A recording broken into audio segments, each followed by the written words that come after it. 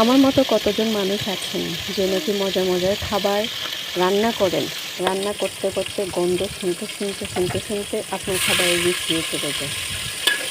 আমি ঠিকই রান্না করি, খুব মজার মজার রান্না করতে পছন্দ করি, তো করতে চেষ্টা করি। আর যখন রান্না শেষ হয়, খাবার খেতে যাব, ওই রান্নাটা কী বলবো আর, মানে আমি নিজেই খেতে পারি না। হয়তো একবার দুইবার তিনবার মুখে দিলাম, শেষ, আর পারি না। কারণ কি, কেমন জানি একটা লাগে। কিন্তু অন্যের রান্না খেতে আমি খুবই পছন্দ করি, তখন মনে হয় বেশি খেয়ে ফেলি।